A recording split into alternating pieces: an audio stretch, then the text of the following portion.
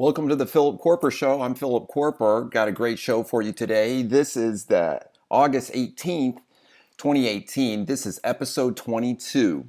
And I wanted to start off and talking about recently President Trump has really been attacked for going after the press and saying the press is the enemy of the state and all the negative things that the press is doing. It is well known that like 91% of the things that the media is publishing on Donald Trump is negative. They have definitely not been his friend, and he has been quite bombastic with them also and pushed back with them.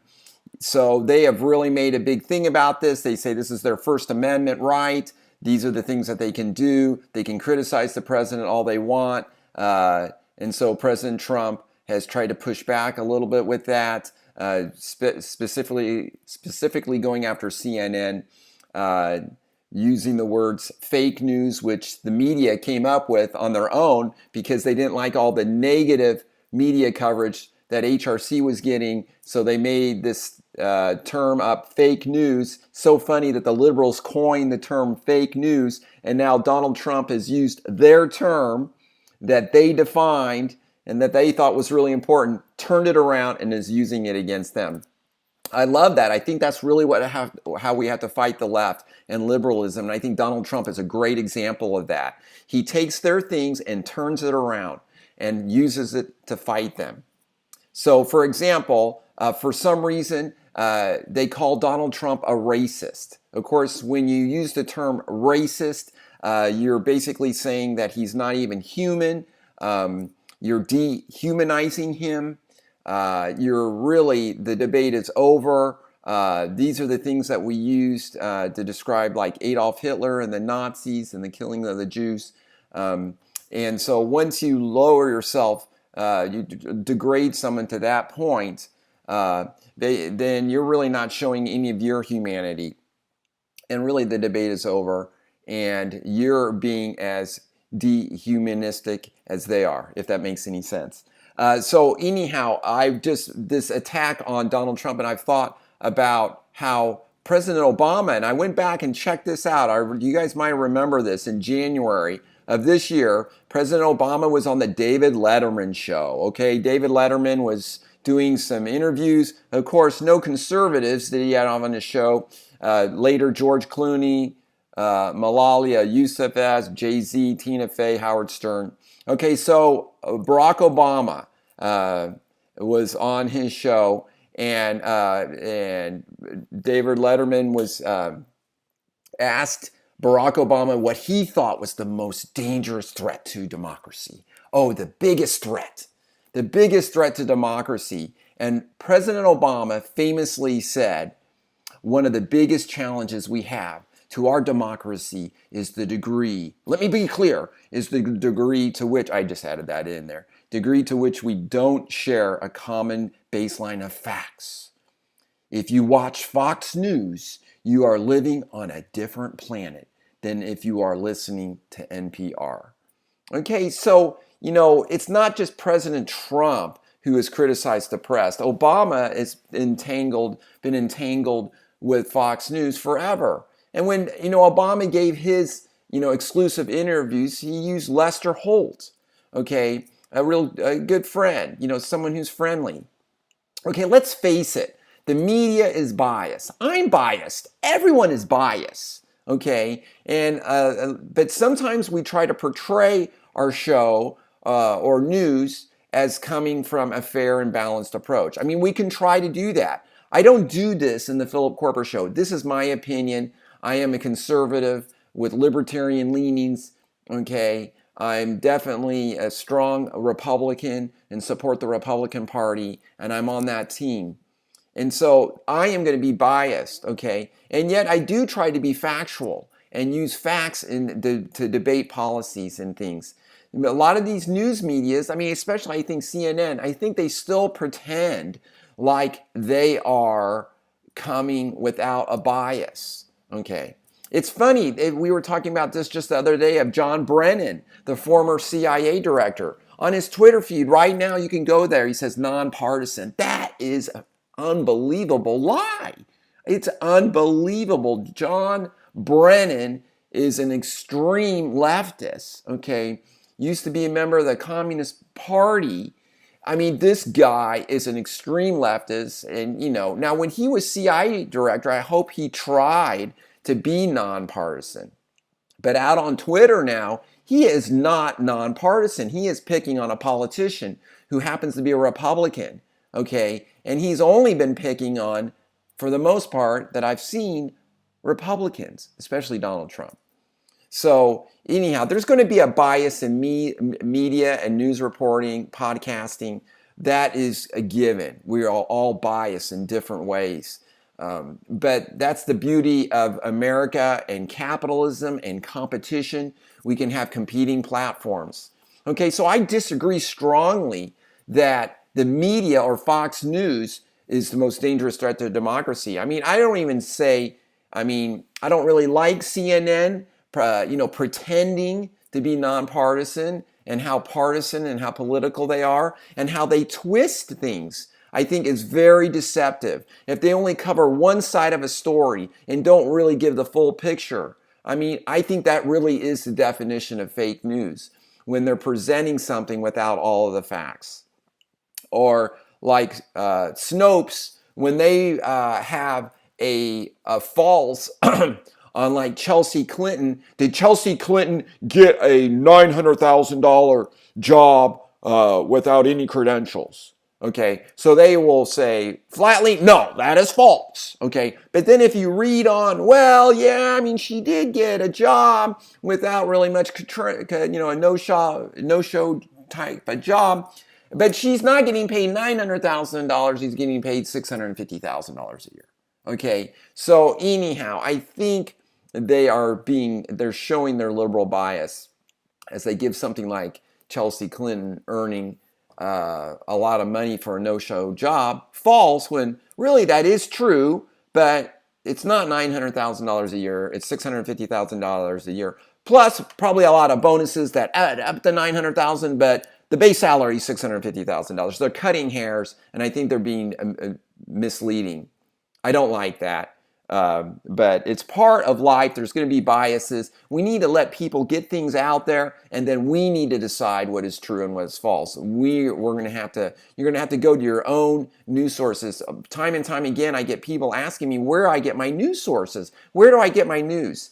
And it is difficult. And I think you need to read everything with skepticism. And as I read news articles, this incredible amount of things that are wrong depicted. I really know about this when I read about things that I'm an expert in. For example, anesthesia.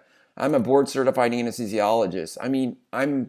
I think the courts would declare me an expert in my field.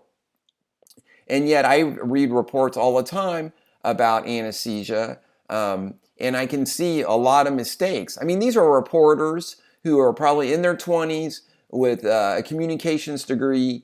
They're doing their best at trying to gather information and regurgitate it out there, but there's going to be a lot of mistakes made.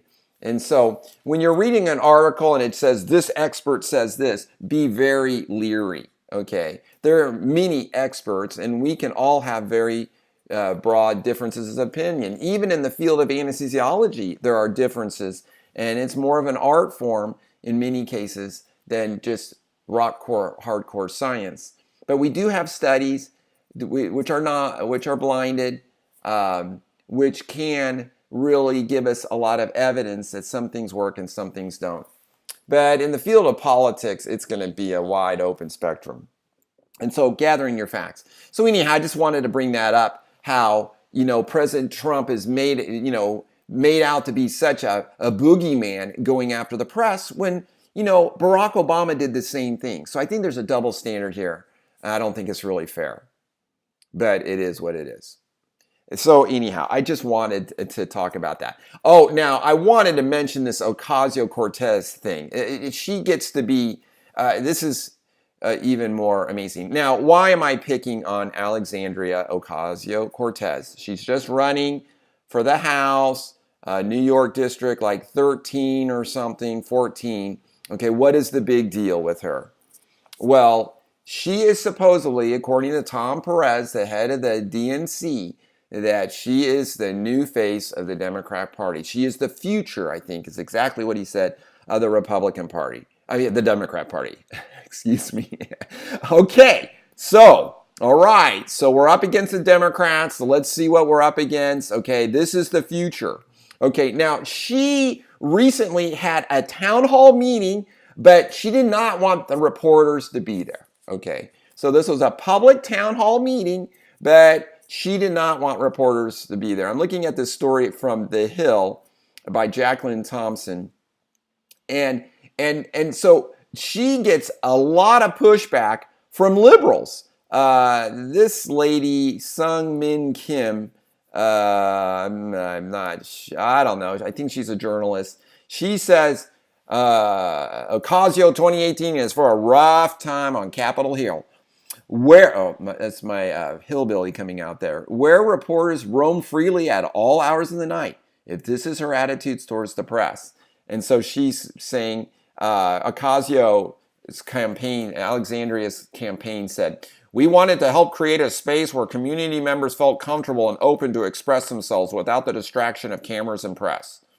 And then Sang Min Kim says, well, then make it a private event. Don't make it a public event. And then ban the press. Okay, there's a lot of other pushback on Ocasio-Cortez on this. This is really ironic. I guess she has had so many gaffes that she really doesn't want the press in her face. New York Congressional District 14 is what she's running for.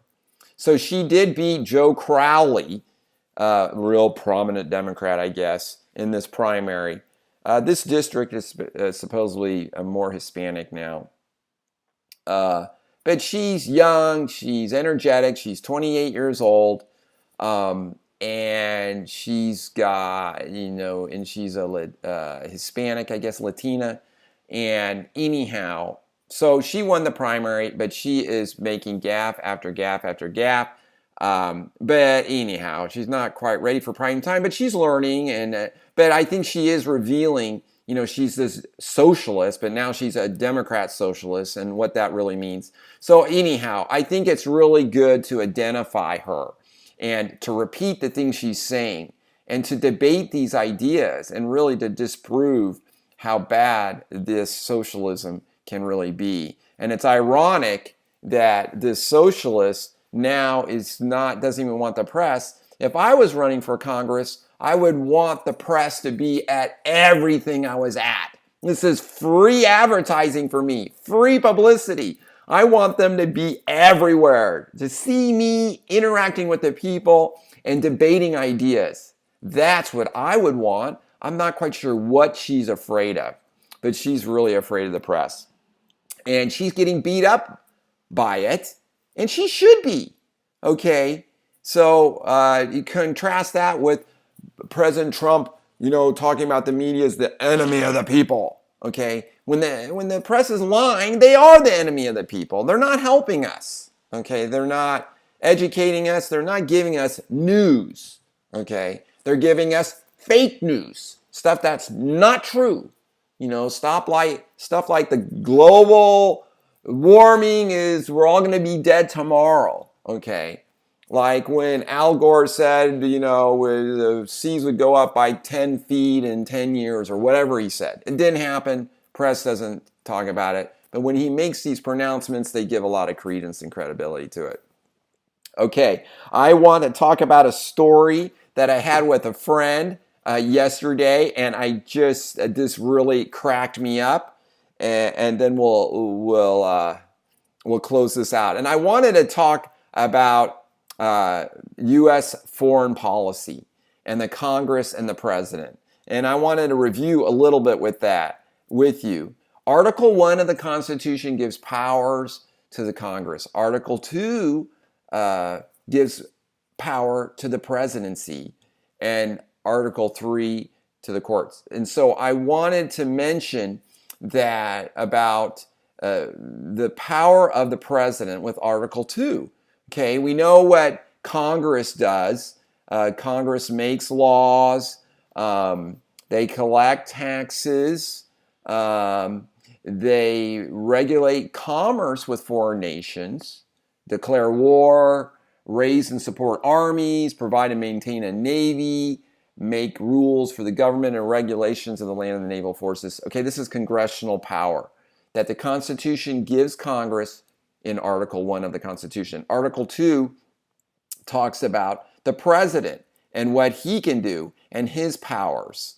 Okay, now I'm reading this from the Council on Foreign Relations. Okay, and so the powers of the president's authority in foreign affairs, as in all areas, is rooted in Article 2 of the Constitution. The Charter grants the officeholder the powers to make treaties and appoint ambassadors with the advice and consent of the Senate. Treaties require approval of 2/3 of senators present. Appointments require consent of a simple majority. Okay, so this is the executive power of the president, and talks about his role as commander-in-chief of the Army and the Navy. We now have the Air Force, and we're going to have Space Force coming too. So gives the president a little bit more power. Okay, so this is his executive power. And so he draws on this. So there's examples when the president his powers, the courts have backed those up. This is a really fascinating example of the Curtiss Wright. This is United States versus Curtiss Wright Export Corporation, 1936. So this is the court held that President Franklin Delano Roosevelt acted within his constitutional authority when he brought charges against the Curtiss Wright Export Corporation for selling arms to Paraguay and Bolivia in violation of federal law. So 1936, Curtiss Wright, gun manufacturers selling arms. President Roosevelt said, "No, you can't do that. You're messing things up. I can't allow that to happen." So the court said, okay, president has power with treaties, and remember, treaties have to be approved by Congress, but there are implied powers of the president in foreign policy. And so this is his executive power. This is the head of state that he has, okay? So he can make treaties, but they have to be approved by the Congress. And so here, President Roosevelt said, "Well, I think I've got power. You guys are selling these guns to these other countries. I think this is bad. I don't think we should do this." And the court said, okay. Now Truman, Harry S. Truman, was the president right after FDR. And apparently this is in the second case, he ran afoul of the Constitution when he ordered the seizure of U.S. steel mills during the Korean War. So this is a case of Youngstown. And this is kind of the other end of the spectrum. Okay, the court said, no, Harry, you can't do that. You're getting a little crazy, a little too much power. That's a little overboard. Okay, so the president does have powers to make treaties, and there can be conflicts in here. For example, recently Barack Obama made this deal with Iran. Okay, well, that wasn't a treaty, or nor was the Paris deal. That wasn't a treaty either. This is just the president made these, they're not programs, but these agreements, these international agreements that President Obama did. Well, Congress didn't approve these. It's not an approved treaty. So what the president can just whip up like that, the next president can just undo it, undo the legacy. And that's what President Trump did. So totally within his prerogative. So this talks about trade and immigration and a lot of these powers that have been delegated. Some of the courts haven't liked what President Trump's done with immigration, some of his travel bans, and so he's had to pare those back. There's a balance there with the presidential powers, but he is the head of state. So this friend yesterday just goes ballistic on me and just thought President Trump was the most crazy guy and we shouldn't even allow him to be alone with Vladimir Putin. Who knows what he's going to do in there with him? They're alone and we want to know what their translators are saying. I mean, this was so crazy. I mean, I remember when President Trump got back from Helsinki and Senator Janine Shanahy, Democrat from New Hampshire, she was just going berserk. She wanted the American translator to tell Congress what was going on between Donald and Vladimir. I mean, she wanted to know. Okay, I'm a member of Congress and I need to know. We need to know this. Okay, this is just, I mean, I find this very bizarre. And this is what my friend was just going ballistic with me on about Trump and how crazy he is and how unhinged he is. And we can't even allow him to be alone with another head of state. I mean, obviously, my friend has no clue about Article 2 in the Constitution. And that we elect a president. It's really our only, like I said yesterday, it's really our only time in the United States with our democracy to elect a head of state. And that's what we do. He is the head of state. It is his job to deal with other foreign policymakers, other presidents, other heads of state. That is his job, is to go and deal with them, hopefully make good decisions with them. If they want to do a treaty, then he makes a treaty with them behind closed doors, just like Obamacare was made behind closed doors. Okay, you handle it out, hack it out without the cameras all rolling. Okay, Alexandria would probably like that. And so anyhow, that's what President Trump should do. He's the head of state. He can go talk to Vladimir and Ping. I mean, all of the who else he wants to talk to. Kim Jong-un, he's done this. So this is what we pay President Trump to do, even though he gives up all of his salary. This is what we elected him to do, to be the head of state, to go negotiating these deals. Now, some people are Democrats or unhappy with President Trump and they don't like it. Well, tough. You got to wait for the next election. You elect a president who you trust to go do these deals. This is all rolled in, okay, baked in the cake. This is what a president will go do.